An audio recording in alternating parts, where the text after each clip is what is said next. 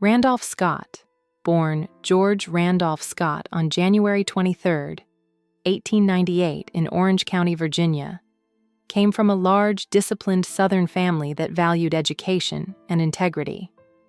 His father, George Grant Scott, was a respected textile executive, while his mother, Lucille Crane Scott, was known for her refinement. Growing up in Charlotte, North Carolina, he was instilled with a quiet confidence that would later define both his character and on-screen presence. As the second of 7 children, Randolph learned the importance of humility and responsibility early in life. While he initially considered a career in business or engineering, fate led him to Hollywood after his service in World War I, where he would become one of the most iconic actors of his time. The path to Hollywood. Scott's transition to Hollywood was not immediate. After returning from World War I, he began to consider a career in acting after visiting California. His striking features, tall, athletic build, and Southern charm caught the attention of casting directors.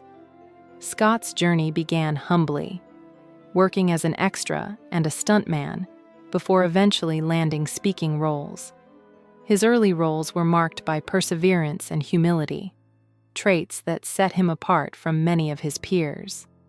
By the late 1920s, he found steady work in Hollywood, eventually transitioning into sound films. His deep, resonant voice became one of his trademarks, giving him a commanding presence that would carry him through decades of varied roles. Hollywood stardom. Randolph Scott's career truly flourished in the 1930s and 1940s, spanning a wide array of genres, from comedy to drama. However, it was in the Western genre that he truly made his mark. Films such as The Last of the Mohicans, 1936, Western Union, 1941, and The Desperados, 1943, cemented his reputation as the quintessential Western hero. His characters, often stoic and honorable, reflected his own personal values: dignity, courage, and integrity. Unlike many of his peers, Scott avoided the pitfalls of celebrity excess, focusing instead on his craft and professionalism. His collaborations with director Bud Boetticher in the 1950s produced some of his finest work, with classics like 7 Men from Now, 1956, and Ride Lonesome, 1959, films that are still revered today. Legacy in Western films. Scott's impact on Western cinema extended beyond his acting performances. His work with director Bud Boetticher helped redefine the genre, bringing a sense of moral complexity and internal struggle to what had often been simplistic, one-dimensional portrayals of lawmen and outlaws. Films like Comanche Station, 1960, showcased Scott's ability to convey depth and reflection in roles that were traditionally seen as action-driven.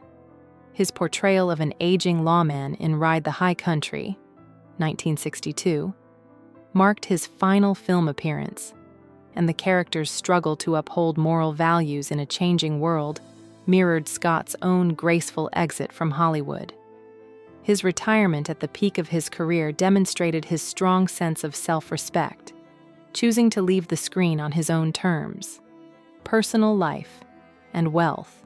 Beyond his successful career, Randolph Scott was also a shrewd businessman. Upon retiring from acting, he invested wisely in real estate and business ventures, becoming one of the wealthiest actors of his era. Despite his financial success, he remained humble, preferring a quiet life with his family over the trappings of fame. Scott married twice during his lifetime. His first marriage was to heiress Marion DuPont in 1936. Marion, a woman of great wealth and social standing, came from the powerful DuPont family. Despite their shared high society backgrounds, the couple's marriage was short-lived, ending in divorce in 1939. Though no children came from this union, the separation was amicable, with Marion continuing to carry Scott's surname for the rest of her life. Clashing personalities. The tension between the two stars was more than just professional rivalry. It was rooted in their different worldviews. Scott believed in the moral complexity of life and the characters he portrayed, often playing men who questioned their choices. In contrast, Wayne's characters were unwavering in their decisions, reflecting a simpler, more black and white view of the world. Their personalities also clashed. Scott was known for his quiet, gentlemanly demeanor, while Wayne was loud and outspoken, often dominating conversations with his strong political views. The tension was palpable on the rare occasions when they met, and Scott would often politely leave parties if Wayne arrived. Differences in values. One of the key reasons for Scott's dislike of Wayne was their differing views on patriotism and military service. While Wayne was known for his outspoken political views, including a strong sense of American patriotism, he had avoided military service during World War II, a decision that Scott, who had supported the war effort in other ways, found difficult to respect. Scott believed that those who avoided serving in the war should not be glorified, particularly when their on-screen personas presented them as brave soldiers.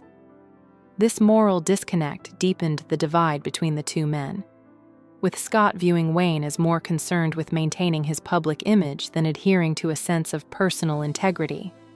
Final years and legacy. Despite their differences, both Randolph Scott and John Wayne contributed significantly to the Western genre, though in distinct ways.